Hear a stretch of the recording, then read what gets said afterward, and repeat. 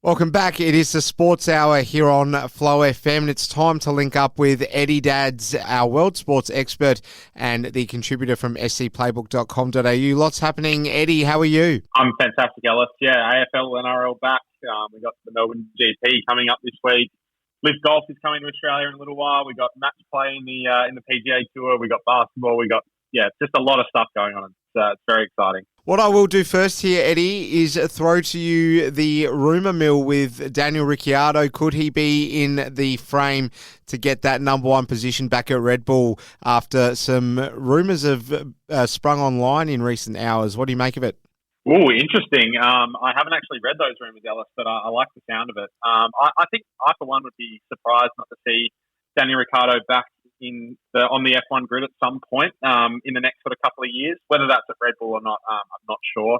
But yeah, like we discussed last week, there have been some ructions between Max Verstappen and Sergio Perez. So definitely not out of the question. Wouldn't be ruling it out. But I don't think we'll see it in the short term. But later this year, if things start to keep getting a little testy between the two main drivers at Red Bull, then we might see something shaking up towards the end of the season. There we have it. Well, let's take a look at what's happening in the United States first. We're talking Major League Baseball. It returns this weekend. I know you're across this, Eddie, so who do you like and how keen are you for the MLB to return? Extremely keen, Alice. It's one of those sports that I've been really trying to get myself into over the last few years. It's just that I love the sort of the history of it, for one. Major League Baseball, or baseball, has been around for the last 200 years. They've got countless amounts of stats and that sort of thing. So I would really encourage anyone who really likes their cricket and their stats to get into baseball. It's a really underrated sport, I think. But yeah, for this season coming up, the big teams are the sort of the downside of baseball is the big teams, similar to the English Premier League. The teams with the most money tend to be the ones around the pointy end. So I mean, I like the looks of the Astros again this season, the Yankees, the Dodgers. My Mets are going to be around the mark, hopefully. But yeah, I'm really excited to see some of the lesser market teams try to vault themselves up the rankings. So a team like the Atlanta Braves or the San Diego Padres, really excited to see how they go too. I'm sure you would have seen last week, Ellis, they had the World Baseball Classic on, with the final between Japan and the United States. Japan actually won. Their superstar Shohei Ohtani striking out his counterpart superstar Mike Trout to win the game, which was quite something to view. And they're saying that it might be the most viewed baseball game of all time. 1 in 4 households in Japan were apparently watching the final game of the World Baseball Classic. So I think baseball is a sport that's really looking internationally, similar to all sports like NBA and everything else done in America. They're trying to look internationally to get more viewers. And I'm really excited for baseball this season. There's going to be some great matchups on opening day. Really, really exciting stuff there. We've got the likes of Max Scherzer v. Sandy Alcantara as well, Aaron Nola, Jacob deGrom. There are lots of good pitches going around at the moment, so I'm very excited for it. We'll move along and talk about the NCAA. Now, this is a American concept here, Eddie, and we had some news today of the Florida Atlantic side, who are the 9th seed, getting into the Final Four for the first time in 10 years. How does this all work? It's completely different to the sporting ecosystem in Australia. So tell us about the NCAA. The NCAA tournament is one of the biggest events in America. They call it March Madness. So basically, all the college basketball teams in America, of which there are hundreds in Division One, basically go into a pool during the season where they all play against each other and play against their conference and whatnot. And by the end of the season, the regular season anyway, which is at the start of March, there's 68 teams that emerge as the best teams in the country. So how those 68 teams are voted on and how they get in is a bit of a mystery to me, I'll admit. But there's an NCAA committee that comes up with the 68 best teams on both the men's and women's sides and basically puts them into a massive tournament where they play one game against each other. They have the top seeded team plays against the worst seeded team and so on. Basically like a tennis tournament until we get to the point where we are now, which is the Final Four. So this is one of the more prestigious things to get to in American sport, is to make the Final Four in college basketball. So like you said, the Florida Atlantic team, who are 9th seeded in their bracket, which is extremely rare. They're, I think, only the second 9th seed to make the Final Four since 1979. So it's absolutely incredible stuff from them. And they're going to be playing. It's one of the lowest seeded Final Fours in history. So I think I saw today that this is the first time since seeding began in 1979 that no team ranked better than number 4 has reached the Final Four. So we've got Miami, who are the 5 seed. We've got the 9 seed at Florida Atlantic, San Diego State as well, and one other one who I'm blanking on at the moment. But they're all of the teams are lower placed than they normally would be, which makes this a really, really exciting sort of setup. So Florida Atlantic have basically come from nowhere to make this. I don't know what their odds were pre-tournament, but it wouldn't have been good. It's great to see. I love watching the NCAA basketball. Can I just give a shout out as well to Caitlin Clark, who is on the women's side of things. She had the first 30-point triple-double in NCAA tournament history.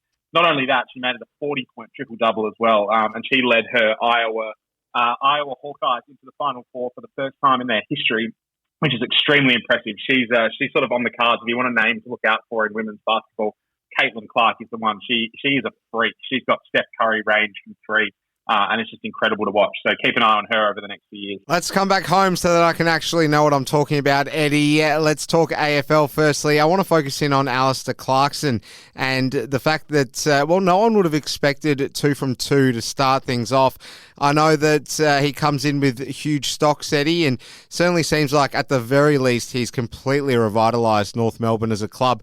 But 2 from 2 and to do it away from home against a side that people are really pumping up this year as a potential dark horse in Fremantle, despite the controversy at the end there, which I'll get some commentary out of you from. How did you assess North Melbourne's 2 from 2 start in the AFL? Oh, I mean, it couldn't be going much better for North. They've looked incredible. Luke Davies-Uniacke, who is, I think, one of their 3rd or 4th year midfielders, has sort of arisen as one of the potentially top 5, top 10 players in the AFL, which is amazing. Harry Sheasel, their fresh draftee, is as good as it gets. I think I'm struggling to think. Maybe Nick Dacos last year is the only other draftee I've seen come into the system and look this at home straight away. An absolute Clarkson masterstroke to put him up half back rather than play him up forward, which is where he played his junior footy. But yeah, it was a remarkable game. I was watching that live on Saturday night. Couldn't quite believe it. I've never seen that happen before in the AFL. From the sounds of it, and I've seen a few rule experts pop up on Twitter. The umpires got everything 100% right with how they umpired the game. The siren went.